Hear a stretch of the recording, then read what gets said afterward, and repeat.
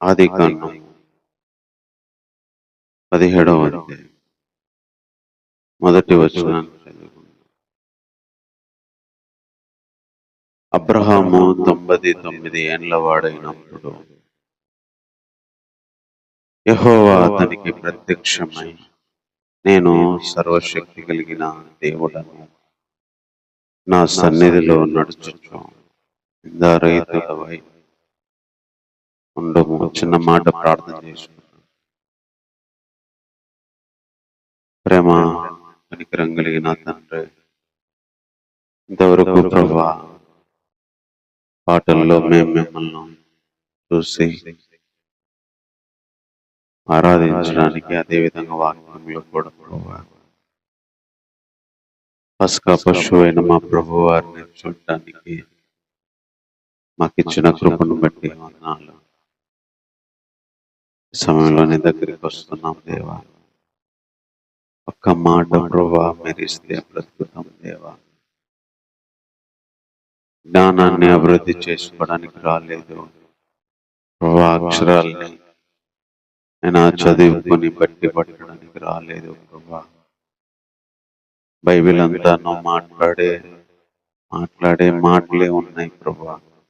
నువ్వు మాట్లాడతావు దేవా, నువ్వు మాట్లాడితేనే బ్రతుకుతాం. ఒక్క మాట దేవా, మాకు అవసరమైంది. ఏ సిచ్యువేషన్లో మేము ఉన్నామో ఆ పరిస్థితికి తగిన మాట పరలోకంలో నుంచి, అయ్యా మీ హృదయంలో నుంచి, మీ ఆలోచనలో నుంచి మాకేది అవసరమో దేవా అది మాకు ఇవ్వమని కోరుతున్నాం దేవా. ఆ రీతిగా మేము ఈ మాట విని మీకు దగ్గర అవ్వడానికి సహాయం చేయండి. ఈ సమయం అంతా మాకు దీవెనకరంగా చేయమని కోరుతూ ఈ ప్రార్థన మా రక్షకుడైన యేసుక్రీస్తు వారి నామములోనే ప్రార్థించి వేడుకుంటున్నాము తండ్రి. ఆమేన్.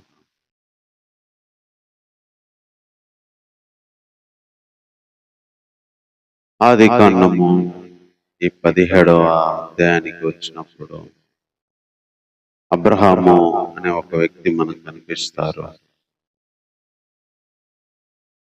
అబ్రహాము మరి తన జీవితంలో పిల్లలు లేనప్పుడు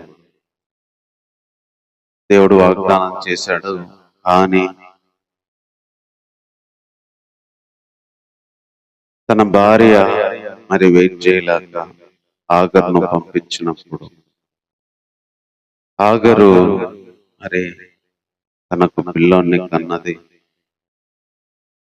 అప్పుడు అబ్రహాము 86 సంవత్సరాలు అని మనకు 16 చివర్లో మనం చదువుకున్న వచనాలకి పైన కనిపిస్తుంది.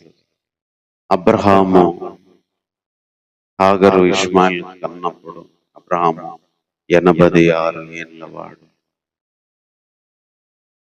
86 ఏండ్లు అబ్రహాముకి. నెక్స్ట్ వచనమే 99 ఏండ్ల అబ్రహాం. ఒక్క వచనానికి దాదాపు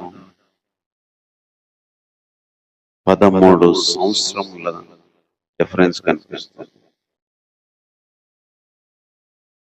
ఒక్క వచనానికి 13 సంవత్సరాల తేడా కనిపిస్తుంది.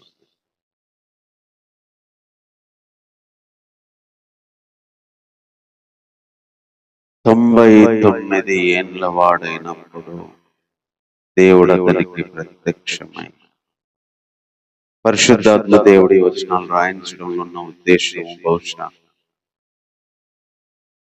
ఒక వ్యక్తికి దేవుని ప్రత్యక్షత కోల్పోతే చాలా కష్టం. దేవుని మాటలు కోల్పోతే చాలా కష్టం. 86వ సంవత్సరంలో దేవుడు మాట్లాడితే మళ్ళీ 99లో దేవుడు మాట్లాడినట్టుగా మనకు కనిపిస్తా ఉంది. మరి అబ్రహాం బతకలేదా అంటే బతికాడు.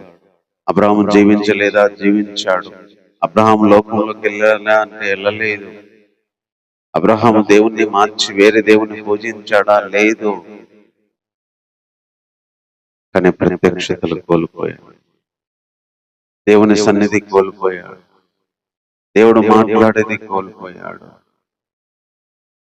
ఈరోజు దేవుడు డైరెక్ట్ గా మనతో చెబుతున్న మాట, ఎన్నేళ్ళైంది దేవుని మాట మనకు రాక, ఎన్నేళ్ళైంది దేవుని ప్రత్యక్షత మనకు రాక, ఎన్ని రోజులైంది దేవుని నడిపిపోలే.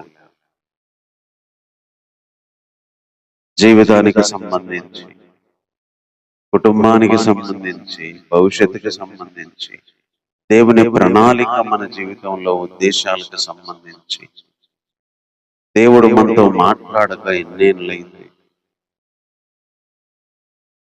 దేవుని ప్రత్యక్షతలు కోల్పోతే బ్రతకడం కష్టం. ఇక్కడ అబ్రహాం బహుశా హాగర్తో పోయింది దేవునికి నచ్చలేదేమో, అందుకనే దేవుడు 13 సంవత్సరాలు మాట్లాడలేదని ఇక్కడ మనకు అర్థమవుతుంది. ఎంతో మంది భక్తులు కూడా మరి అదే అనుకొని వ్యాఖ్యానాలు రాస్తూ వచ్చినారు. కొన్నిసార్లు మన నిర్ణయాలు, కొన్నిసార్లు మన మాటలు, కొన్నిసార్లు మన పనులు, కొన్నిసార్లు ఒక్క రాంగ్ స్టెప్, ఒక్క రాంగ్ నిర్ణయం, ఒక్క డెసిషన్ దేవుని ప్రత్యక్షత కోల్పోవడానికి కారణమవచ్చు. దేవుని నడిపింపు కోల్పోవడానికి కారణమవచ్చు. దేవుని ప్రత్యక్షత లేకుండా బైబిల్ చదవచ్చు, ప్రార్థన చేయొచ్చు, మందిరానికి వెళ్ళొచ్చు, మిగతా చేయొచ్చు, ప్రత్యక్షత కోల్పోతాం. దేవుడు మాట్లాడేది కోల్పోతాం. దేవుని సన్నిధిని కోల్పోతాం. దేవుని నడిపింపు కోల్పోతాం. 86వ సంవత్సరం నుంచి 99 ఏళ్ల వాడైనప్పుడు అతనికి ప్రత్యక్షమయ్యాడు.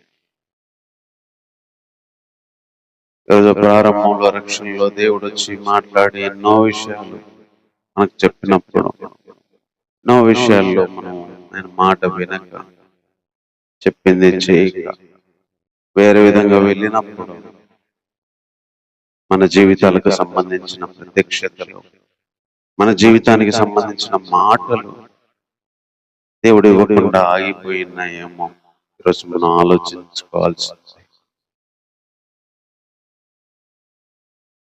తర్వాత ఇంకొక మాట ఏం చెప్తున్నాడంటే, నేను సర్వశక్తి గల దేవుడను అని చెప్తున్నాడు.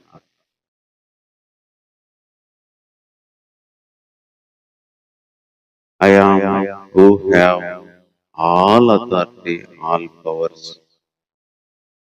నేను సర్వశక్తి గల దేవుడను. అబ్రహాముకు దేవుడు తన ప్రత్యక్షతను గుర్తు చేయడమే కాదు, ఇక్కడ రెండో విషయం ఏం గుర్తు చేస్తున్నాడంటే, నేను సర్వశక్తి గల దేవుడను. కొన్నిసార్లు దేవుని సర్వశక్తి మొత్తం మనం మర్చిపోతాం. కొన్నిసార్లు మన జీవితంలో దేవుడు ఏమి చేయగలడో, ఏమి చేస్తాడో మర్చిపోతాం. సర్వశక్తి కలిగిన దేవుడు ఉన్నాడు అని మర్చిపోతాం. కొన్నిసార్లు మనము మన సొంత శక్తి చేత చేసుకోవడానికి ప్రయత్నం చేస్తాం. అబ్రహాముకు చెప్పి కలవడమే పెద్ద విషయము.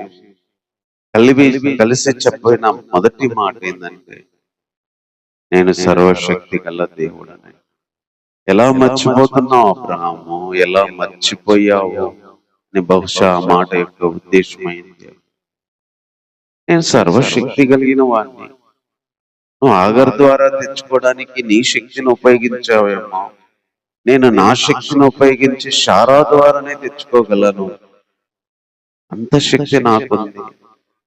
నీ శక్తితో నువ్వు కొన్ని పనులు చేసుకోగలవేమో, నీ శక్తితో నువ్వు కొన్ని జరిగించగలవేమో. నా శక్తితో ఎండిపోయిన జీవితాల్ని, మృతతుల్యమైన గర్భాల్ని, ఇక చాతగాదనుకున్న వాటిని నేను బ్రతికించగలను, చేయగలను, రప్పించగలను.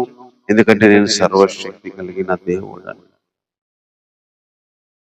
ఈరోజు ఎన్నో విషయాల్లో దేవుడు సర్వశక్తి కలిగిన వాడని మర్చిపోయి మన శక్తిని ఉపయోగించవచ్చు, ఎన్నో విషయాల్లో మన శక్తిని ఉపయోగించవచ్చు. కొన్ని దేవుడు ఇవ్వట్లేదని మనం చేసే ప్రయత్నాల్లో మన శక్తిని ఉపయోగించవచ్చు. కొన్నిసార్లు దేవుడు మన పక్షాన పోరాడట్లేదని, యుద్ధం చేయట్లేదని మనం యుద్ధం చేయాల్సి వచ్చి మన శక్తిని ఉపయోగించవచ్చు. కొన్ని పనులు మనమే చేసుకోవచ్చు, కొన్ని మాటలు మనమే మాట్లాడవచ్చు, కొన్ని విషయాలు మనమే మన సొంత శక్తి చేత చేసుకోవడానికి ప్రయత్నం చేయొచ్చు. సేమ్ అబ్రహాములా అలా ఉన్న మనకు దేవుడు గుర్తు చేస్తున్న మాట ఏందో తెలుసా? ఈ రోజు నేను సర్వశక్తి కలిగిన దేవుడినని గుర్తు చేసుకోమంటున్నాడు. అది ఏ విషయానికైనా, ఆరోగ్యానికైనా, ఆర్థిక జీవితానికైనా, ఆత్మీయ జీవితానికైనా, కుటుంబ జీవితానికైనా, పోరాటాలకైనా, శోధనలకైనా, కలవరాలకైనా, దేనికైనా నేను సర్వశక్తి కలిగిన దేవుడని నేనున్నాను అంటున్నాడు ప్రభు. ఎవరున్నా ఎవరు లేకపోయినా ప్రతి విషయాన్ని చూసేవాడు, ప్రతి విషయంలో సర్వశక్తి కలిగిన వాడుగా, ఏదైనా చేయగలిగిన వాడు, ఆ పరిస్థితులను ఎలాగైనా మార్చగలిగిన వాడుగా నేను సర్వశక్తి కలిగిన దేవుడు అబ్రహాము. మర్చిపోయావా అని చెప్తున్నాడు. ఈరోజు దేవుడు మనకు కూడా గుర్తు చేస్తుంది, మన జీవితాల్లో గుర్తు చేస్తుంది, నేను సర్వశక్తి కలిగిన దేవుడు. మన జీవితాలకు సంబంధించి ఏది ఇయ్యాలన్నా, ఏది చేయాలన్నా, ఆయన ప్రత్యక్షతలైనా, ఆయన వాక్కులైనా ఏదైనా జరిగించగలడు, ఏదైనా మార్చగలడు, ఏదైనా చేయగలడు, ఏదైనా ఇవ్వగలడు, ఏదైనా తీసివేయగలడు. అందుకే ఆయన వేస్తే తీయలేరు, ఆయన తీస్తే వేయలేరు. ఎందుకంటే ఆయన సర్వశక్తి కలిగిన దేవుడు. ఆయన చేతిలో నుంచి ఎవరు తీసేయలేరు, ఆయన చేతిలో పడితే ఎవరు కాపాడలేరు. రెండు విధాలుగా ఆయన సర్వశక్తి కలిగిన వాడు. ఆయన కాపాడితే ఎవరు వచ్చి అటాక్ చేయలేరు, ఆయన అటాక్ చేస్తే ఎవరు కాపాడలేరు మన పక్షాన. ఏదైనా చేయగలరు. అందుకే నేను సర్వశక్తి కలిగిన దేవుణ్ణి అబ్రహాము. నువ్వు ఎలా మర్చిపోయావు అంటే బహుశా మాటకు అబ్రహాం ఏడ్చిండొచ్చేమో. 13 ఏళ్ల ప్రత్యక్షత కోల్పోయి, ఉందేవా నా తప్పే, నా భార్య మాట విని నా బలమైపోతుంది అనుకొని నేను చేశాను అని చెప్పి తన మనసులో అనుకున్నాడు. ఈరోజు కూడా మనం ప్రభు దగ్గరికి వచ్చినప్పుడు నేను సర్వశక్తి కలిగిన దేవుణ్ణి నీకున్నాను అంటే ఈరోజు మన స్పందన ఎలా ఉందో, మనం ఏం చెప్పగలమో ప్రభు దగ్గర ఈరోజు మనం ఆలోచించుకోగలం. ఉందేగా ఎన్ని విషయాల్లో నా శక్తితో, నా బలముతో, నా ఆలోచనలతో, నా జ్ఞానంతో ట్రై చేస్తున్న తప్ప సర్వశక్తి కలిగిన దేవుడు ఉన్నావని ఎన్నిసార్లు నేను మర్చిపోయాను అని ఈరోజు మనం ప్రభు దగ్గర అనుకోగలగాలి. తర్వాత దేవుడు చెప్పిన ఇంకొక మాట, నా సన్నిధిలో నడుచుచు నిందారహితుడవై ఉండు. దేవుడు అబ్రహాముతో చెప్పిన ఒక అద్భుతమైన మాట, నా సన్నిధిలో నడిచి నిందారహితుడవై ఉండు. ఈరోజు మనతో కూడా చెప్తున్న మాట, నా సన్నిధిలో నడుస్తూ నిందారహితుడవై ఉండు. అబ్రహాముకి అప్పటికి పిల్లలు లేరు. అబ్రహాం నిరాశలో ఉండొచ్చు, శారా నిరాశలో ఉండొచ్చు, పుట్టిన ఇష్మాయిల్ని కుమారుడు అనుకోవచ్చు. కానీ నా సన్నిధిలో నడుస్తూ నిందారహితుడవై ఉండు. ఎంతో మంది భక్తులు దేవుడు కోరుకున్న వాళ్ళు చేసిన పని ఇదే. వాళ్ళకి కావాల్సింది వాళ్ళకి దొరకకపోయినా, దేవుడు వాళ్ళకి ఇచ్చినా ఇవ్వకపోయినా, అది ఆస్తి అయినా, పరువైనా, ఉద్యోగమైనా, లేకపోతే పిల్లలైనా ఎవరైనా దేవుడు తనకు కావాల్సింది ఇవ్వకపోయినా, దేవుడు మనం కోరుకుంది చెయ్యకపోయినా, మనము చేయాల్సింది భక్తులు ఎంతో మంది చేసింది దేవుని సన్నిధిలో నడుస్తూ నిందారహితంగా బ్రతికారు. ఎన్నో కోల్పోయారు, ఎంతో మంది తిరిగి తెచ్చుకోలేదు, ఎంతో మంది ఎన్నో తమ జీవితాల్లో తిరిగి పొందలేదు, మరణం వరకు కూడా పోగొట్టుకుంటూనే వస్తారు. ఇక్కడ అబ్రహాం కూడా నీకు కావాల్సిన నీ పిల్లలు లేకపోయినా, నువ్వు కోరుకున్న వ్యక్తి నీకు సాటిస్ఫాక్షన్ ఇచ్చేవాళ్ళు నీ జీవితంలో ఎవరు లేకపోయినా, నీ జీవితంలో నువ్వు గుర్తు పెట్టుకోగలిగిన మాట, నా సన్నిధిలో నడుస్తూ నిందారహితుడు అయ్యాడు. ఎంత అద్భుతమైన మాట! ఈ లోకంలో ఎవరున్నా లేకపోయినా, ఏ పనులు జరిగినా జరగకపోయినా, ఏవి వచ్చినా రాకపోయినా, ఉన్నయిపోయినా, మనం చేయగలసింది చెయ్యగలిగింది దేవుని సన్నిధిలో బ్రతుకుతూ నింద లేకుండా బ్రతకడం, దేవుని సన్నిధిలో నింద లేకుండా బ్రతకడం. కావాల్సిన దేవుడు ఇస్తే ఇస్తాడు, లేకపోతే ఇవ్వడే. ఇచ్చినా ఇవ్వకపోయినా బ్రతకాల్సింది మాత్రం ఇలాగే దేవుని సన్నిధిలో బ్రతకాలి, నిందారహితంగా బ్రతకాలి. దేవుని సన్నిధిలో బ్రతకడానికి కోసం ఎంతో మంది ప్రాణాలకు పోయారు, ఇల్లు పోగొట్టుకున్నారు, ఆస్తులు పోగొట్టుకున్నారు, ఉద్యోగాలను వదిలిపెట్టారు, భార్య పిల్లలను వదిలిపెట్టుకున్నారు, శ్రమలను, దుఃఖాలను, పోరాటాలను సహిస్తూ, అవమానాలను, నిందలను దిగమింగుకుంటూ, ఒంటరితనాన్ని భరిస్తూ, ఆకలి బాధలతో అలమటిస్తూ దేవుని సన్నిధిలో బ్రతికితే చాలు, దేవుని సన్నిధిలో నా జీవితం నిందారహితంగా ఉంటే చాలు అని లోకపరంగా మురికిగా పెంటగా ఏమీ లేకపోయినా ఎంచబడుతున్నా దేవుని దృష్టిలో నీతిమంతులుగా బ్రతకాలని, దేవుని దృష్టిలో యథార్థంగా బ్రతకాలని తమ జీవితంలో అదే ఆశయముగా పెట్టుకున్న వాళ్ళు ఎంతో మంది మనకు కనిపిస్తారు. ఈరోజు మన జీవితంలో ఏం జరిగినా జరగకపోయినా మన దృష్టి, మన యొక్క ధ్యాస, మన ఆశయం ఒకటే, నా దేవుని సన్నిధిలో నేను నిందారహితంగా బ్రతకాలి, నా సన్నిధి నేను విడవకూడదు, నా సన్నిధి నేను విడిచి నా దేవుని సన్నిధికి దూరంగానే బ్రతకూడదు. ఎంతో మంది సన్నిధి కోల్పోతున్నారు, ఎంతో మంది సన్నిధి కోల్పోయిన వాళ్ళు ఉన్నారు, దేవునితో సహవాసం కోల్పోయిన వాళ్ళు ఉన్నారు, దేవుని దగ్గరికి రాలేక కోల్పోయిన వాళ్ళు ఉన్నారు. అందుకే కీర్తనకారుడు చెప్తారు, దుప్పి నీటి వాగుల కోసం ఆశపడుతున్నట్టు దేవా నా ప్రాణం నీ కొరకై ఆశపడుతుంది, నీ సన్నిధికి నేను ఎప్పుడు వస్తాను, జీవం గల దేవుణ్ణి ఎప్పుడు దర్శిస్తాను అని చెప్పి నా ప్రాణము, నా శరీరము, నా దేహము కేకలేస్తున్నాయి. అదే దేవుని సన్నిధిలో బ్రతకడం అన్నమాట. దేవుని సన్నిధి కోసం అలమటించడం, దేవుని సన్నిధిలో ఉండాలని ఆశపడటం.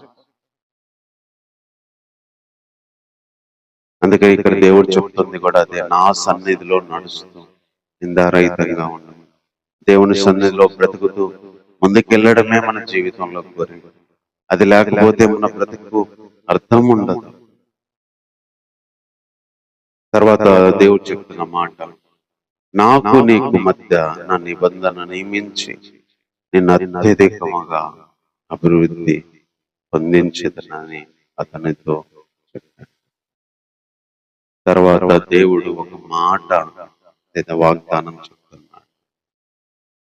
ఫస్ట్ ప్రత్యక్షమయ్యాడు, సర్వశక్తి కలిగిన దేవుణ్ణి గుర్తు చేశాడు, నా సన్నిధిలో బ్రతకమన్నాడు.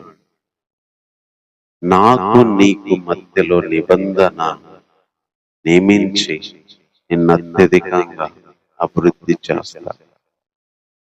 దేవుడు చెప్పిన మాట ఇది. నాకు నీకు మధ్యలో నిబంధన ఉంటుంది, నేను నిన్ను అభివృద్ధి చేస్తా.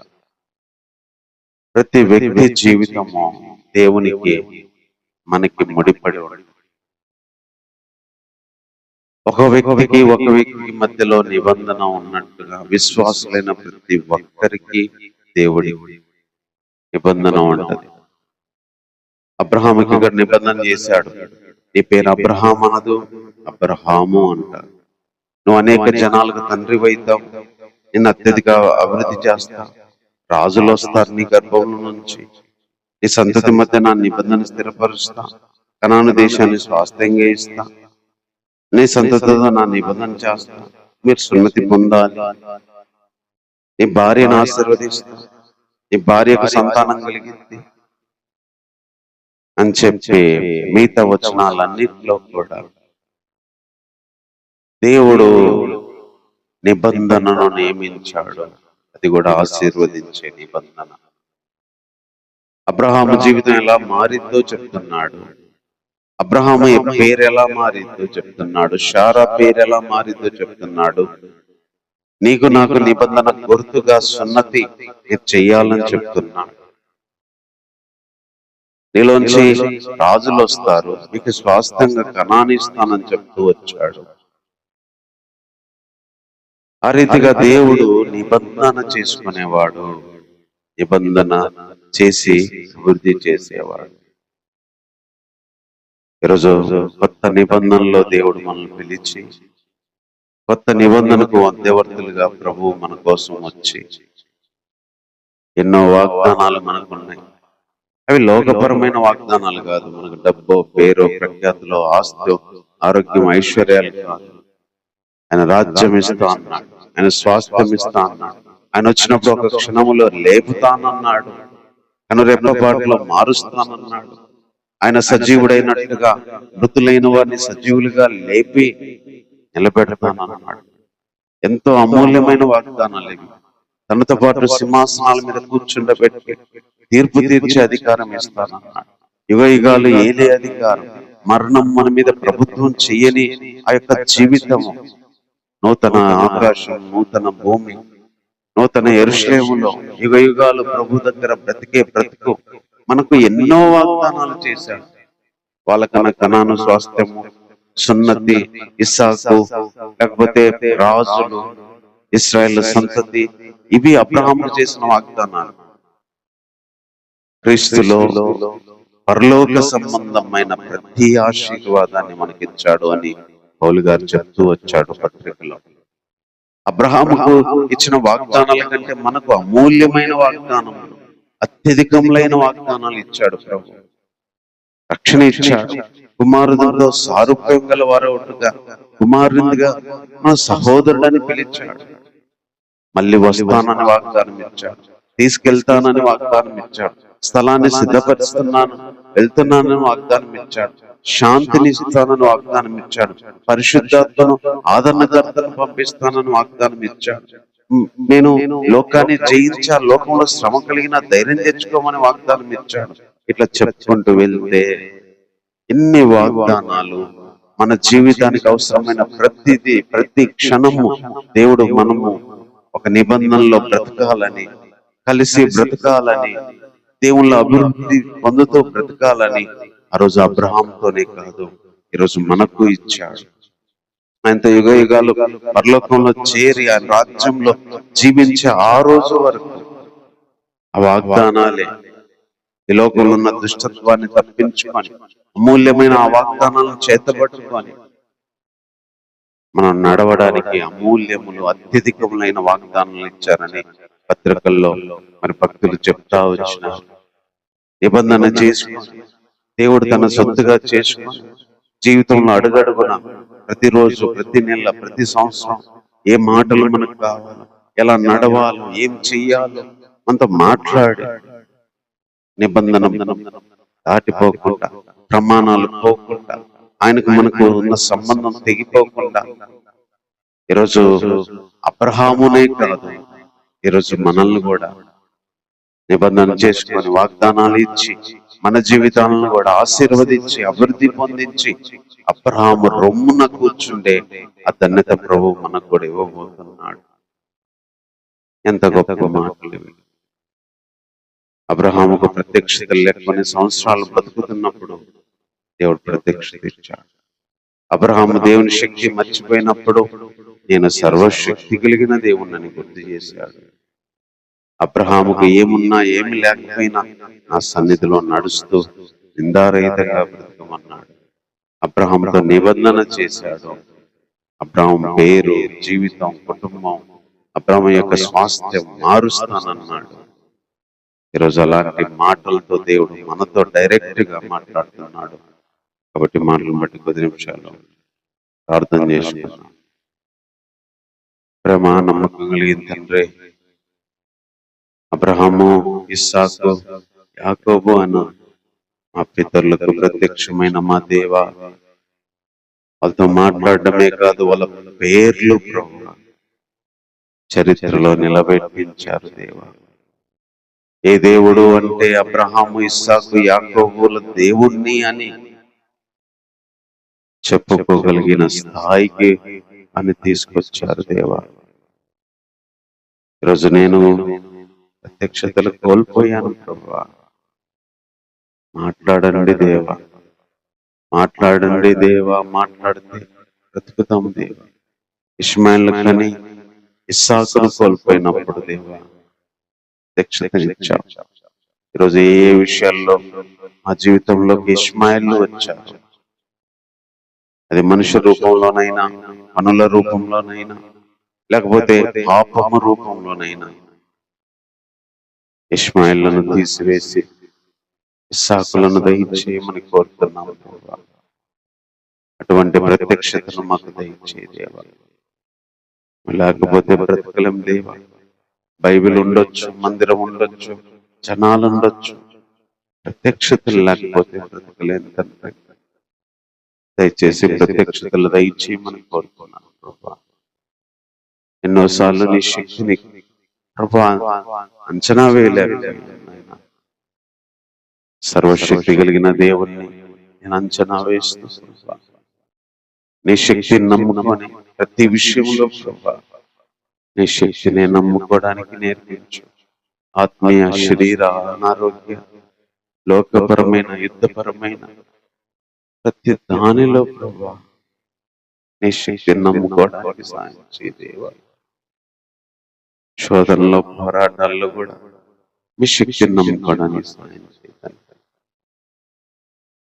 నా ఊపిరి ఉన్నంత వరకు కూడా ప్రభా నీ సన్నిధిలో నిందారహితంగా బ్రతకడానికి సాయం చేయాలి. నిందారహితంగా బ్రతకడమే నా ఆశయంగా నేను పెట్టుకోవడానికి సాయం చేయి ప్రభా. ప్రభా ఏం కోల్పోయినా, ఏం రాకపోయినా, ఏ వచ్చినా, ఎవరు పోయినా, ఏం చేసినా, ఏం చేయకపోయినా అలా బ్రతకడానికి సాయం చేయండి.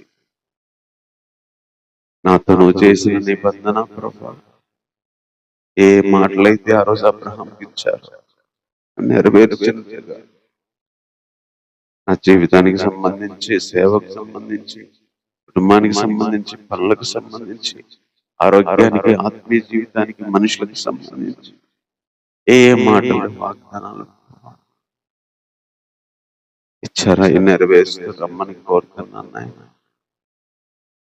కృప చూపిస్తూ రమ్మని కోరుతున్నాను నా తండ్రి. దయచేసి ప్రార్థన ఈ చెవుల్లోకి తీసుకొని దేవా నా మా వైపు దృష్టించమని కోరుతున్నాను నా ప్రభు. ఇంతవరకు ఆరాధనలో సహాయం చేసావు దేవా. ఒక బలహీనమైన రీతిలో నీ సన్నిధికి వచ్చినప్పుడు దేవా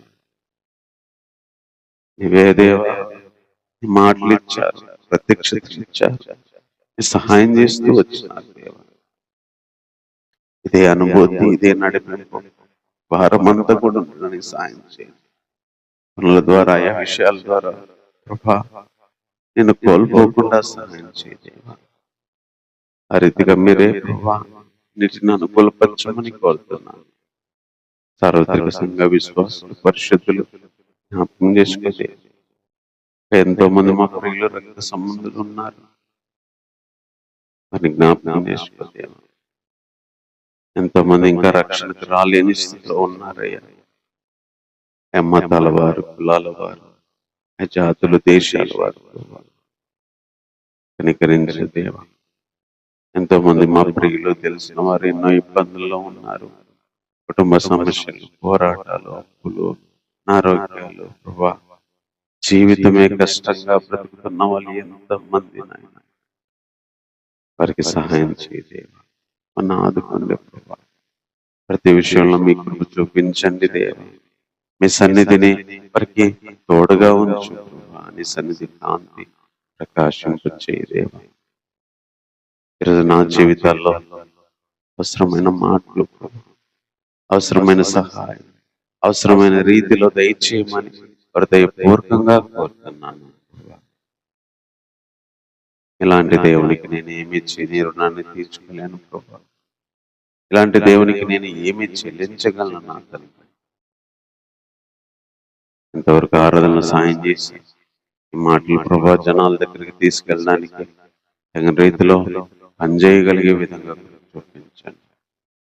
ఆర్థికంగా, ఆత్మీకంగా, శరీరపరంగా కాపాడండి. శోధనల పరంగా కాపాడండి. నిందల పరంగా కాపాడండి దేవ. ఎక్కడ ఏ అడుగు వేస్తున్నామో దేవ, అక్కడ మీ చేతిని అడ్డు పెట్టి ప్రభా నడిపించండి. వారం అంతా అన్ని విషయాలు ఆశీర్వాదం చేయాలి. నువ్వు ఇచ్చిన ప్రతి మాట నెరవేరుస్తున్నామని కోరుతున్నాను. అంతవరకు మీ సన్నిధి మాతో ఉంచి వ్యక్తిగతంగా నీ దగ్గరగా గడిపే కృపను దయచేయమని కోరుతున్నాను. ఈ ప్రార్థన మా రక్షకుడైన యేసుక్రీస్తు వారి నామమున ప్రార్థించి వేడుకుంటున్నాము తండ్రి. ఆమేన్. మన తండ్రి అయిన దేవుని ప్రేమ, ఆయన కుమారుడు మన రక్షకుడైన యేసుక్రీస్తు వారి కృప, పరిశుద్ధాత్మిక సహాయం, సన్నిధి వాక్య ప్రకారం చేయడానికి మనకును ఇంకా ఎంతమంది ఈ వాక్యం వింటారో వారికి, సార్వత్రిక సంఘానికి, లోకంలో ఉన్న ప్రతి ఒక్కరికి తోడై నడిపించును గాక. ఆమేన్. అందరికీ వందనాలు.